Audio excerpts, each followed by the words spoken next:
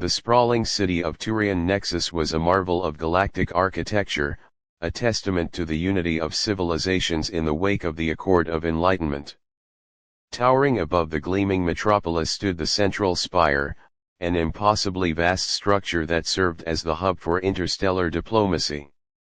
Its design, both ancient and futuristic, was said to have been inspired by the lost civilizations that once ruled the galaxy. Below, the streets and airways bustled with ships of all shapes and sizes, including the sleek, angular vessels of the Turians, a recently allied species known for their advanced engineering and strategic prowess. The hum of anti-gravitational engines reverberated through the air as a fleet of Turian starships hovered just above the landing platforms, their angular designs casting long shadows across the cityscape. Each vessel shimmered with a pearl-scent sheen, their hulls reflecting the golden light of Turian's twin suns. Above the city, orbital rings shimmered, guiding the ships into formation with precision that only Turian technology could achieve.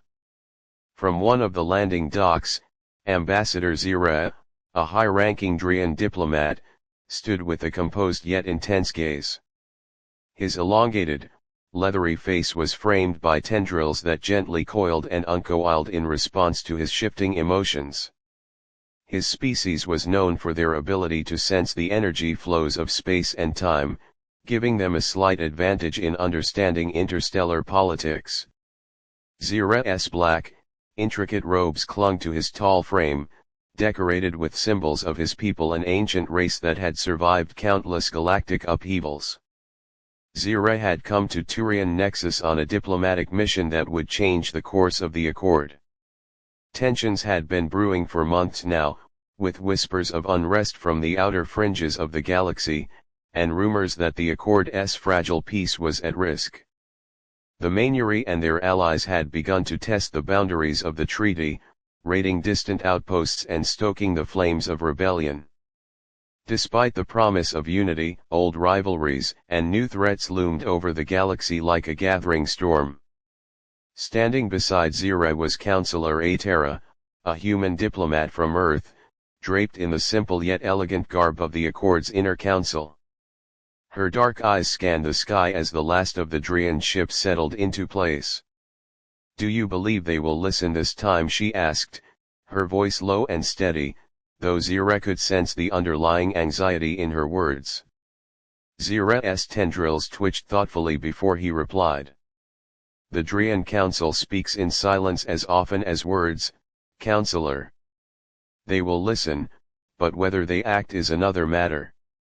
His voice was a series of low, rumbling vibrations, a trait of his kind that added weight to each word. "We must remind them that the Accord is not just a shield. It is a sword, should we need it." Before Atera could respond, the ground trembled slightly as the lead Turian ship touched down with a deep hum. The air around the vessel shimmered briefly, a sign of the ship's atmospheric shielding disengaging. The crowd of gathered diplomats and civilians watched in awe, as the Turians rarely made personal appearances outside their own territory. With a soft hiss, the doors of the ship opened, and from within emerged General Nather, the most revered military leader of the Turian fleet. His entrance was met with hushed whispers and exchanged glances among the gathered officials. Tall and imposing, his features were similar to Zira's, though his tendrils were shorter and more rigid, signaling his role as a warrior. His armor gleamed in the sunlight, made from a material no other species had been able to replicate, an iridescent alloy that could withstand the vacuum of space as easily as it did the flames of war. Nather approached Zira and Atera with a silent, almost predatory grace. He gave a curt nod to Zira, acknowledging his superior rank in the diplomatic hierarchy, before turning his attention to the human. "Counselor Atera," Nather said, his voice as deep as a black hole, "it is time we spoke openly of the dangers that threaten our peace."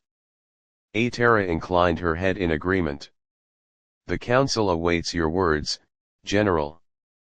But know that the threat is not only from without. Her eyes flickered with a knowing look. There are forces within the accord who would see it falter. Nathar's tendrils stiffened slightly at her words, a subtle sign of frustration or concern. Yes, he rumbled, the Mainyuri are but one threat. But we cannot ignore the whispers of discontent among our own.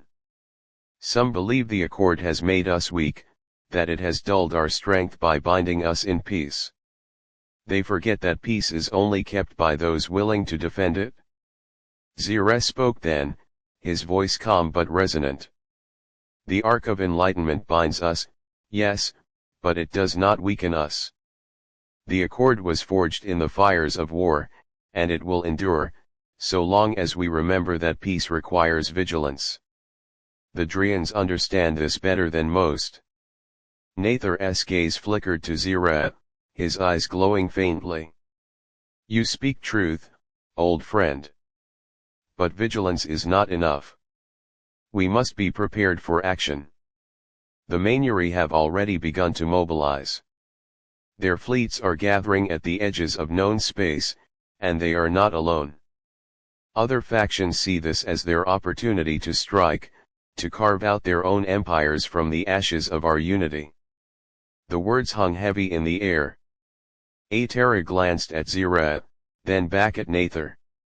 Then we must act swiftly, she said, her voice firm. The council will convene immediately. We will not let this threat fester in the dark. If the Mainyuri seek war, they will find themselves facing the combined might of the galaxy. Nathar gave a slow nod, though there was a glint of something darker in his eyes, perhaps doubt, perhaps the understanding that war was inevitable, despite their best efforts. Very well, he said. The Drian fleet stands ready. Should the Mainyuri bring war to our doorstep, we will meet them with the full force of our armada. Zire's tendrils shifted, and he could sense the weight of the moment. The accord, for all its promise of peace and unity, was fragile. The galaxy had known war for far longer than it had known peace, and old habits, old grudges, did not die easily. As the three of them made their way toward the council chamber, the looming threat of the Mainyuri hung over them like a dark shadow. The future of the galaxy rested on the decisions made in the days to come. Above them, the Drian ships floated silently, their engines humming with a quiet readiness, as if they too understood that the peace they had fought so hard to achieve was about to be tested once again. But this time, the stakes were higher than ever before. As they entered the towering council chamber, a sense of gravity settled over the trio. The chamber was a marvel of architectural ingenuity, built from obsidian-like materials that reflected the power and history of the galaxy's most influential civilizations. Hovering platforms circled the central podium where the most critical negotiations took place, and holographic banners of each allied species floated in the air, gently swaying as if reacting to the participants' moods. The chamber was already filled with representatives from all corners of the Accord of Enlightenment.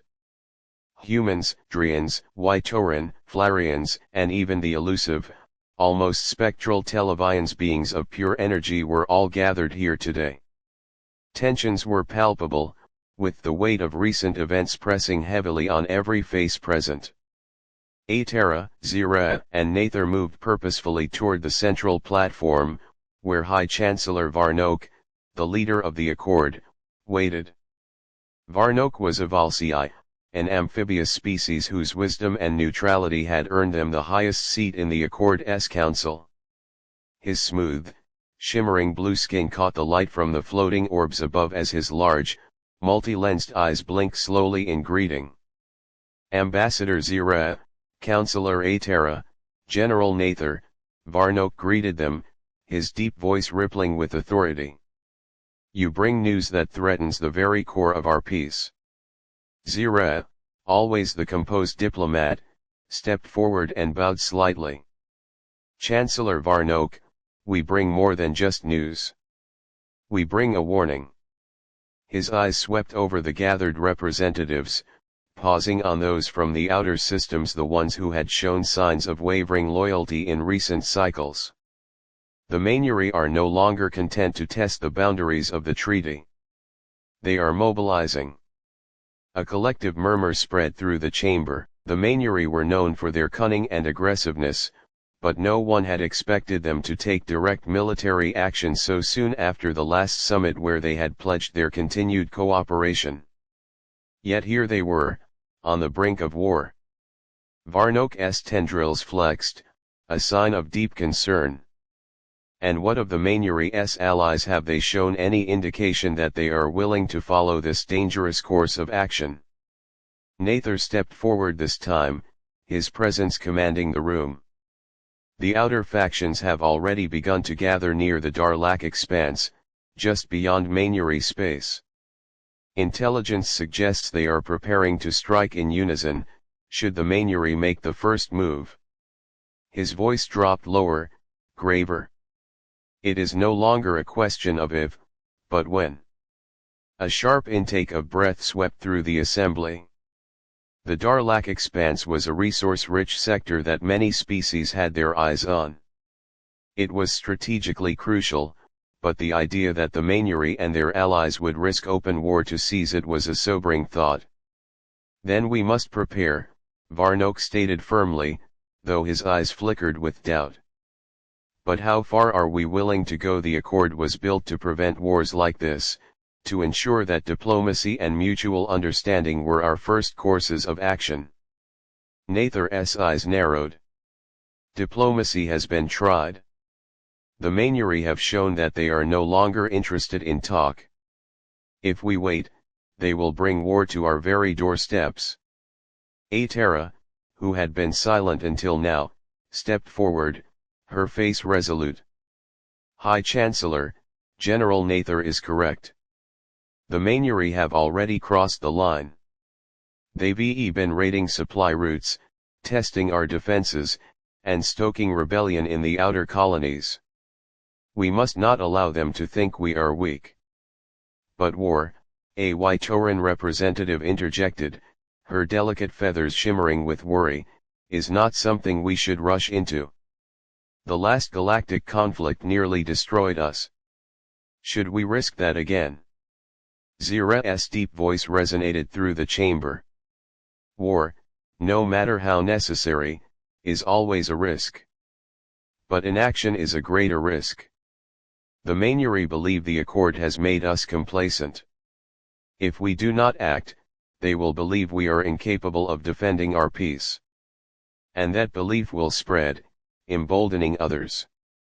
The tension in the chamber escalated as the debate unfolded. Some argued for diplomacy, for sending a final envoy to the Mainyuri to negotiate one last time. Others, like Nather, believed that the time for talk had passed, and the Accord needed to show strength. As the arguments raged on, Zira's keen senses picked up a subtle shift in the energy around him. His tendrils stiffened. He exchanged a glance with Nather, who also seemed to sense it. Something was amiss. Suddenly, the chamber's holographic displays flickered, and a high-pitched tone echoed through the space. The lights dimmed, and the hovering platforms froze in place. A chill crept down Zira's spine as he watched the central platform. A crackling distortion appeared in the air, as if reality itself was being torn open. Then, in a flash of blinding light, a figure appeared, a projection of Silarus, the Mainyuri Supreme Commander. His holographic image stood tall and imposing, his silver scales glinting in the dimmed light. His eyes, cold and calculating, scanned the room. The chamber fell silent. Members of the Accord, Silarus began, his voice a low hiss, I come not with threats, but with promises. The time for your rule is over. The Mainyuri Empire shall rise, and those who stand in our way will be swept aside. Varnok stepped forward, his voice firm. Commander Silarus, you are in violation of the Accord's treaty. Any further aggression will be met with united resistance from all our member states. Silurus smirked, a sinister curl of his lip. United, there is no unity among you. Your peace is an illusion, and your so-called allies are already making their choices. Some have already pledged loyalty to us. The others will fall in line soon enough. Zira's tendrils twitched in alarm. He could sense the truth in Silurus's words.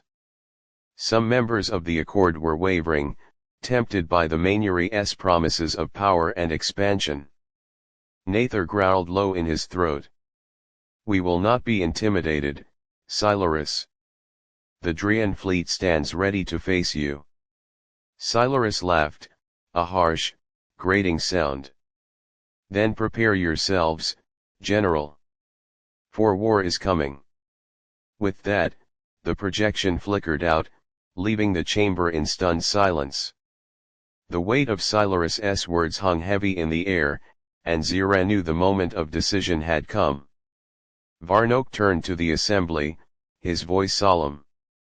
We cannot allow the Mainuri to fracture us. We must stand together, or we will fall apart. The time for unity is now. Nather's voice rang out, filled with steel. The Turians will lead the charge. But we need all of you, all of our fleets, all of our strength if we are to prevail.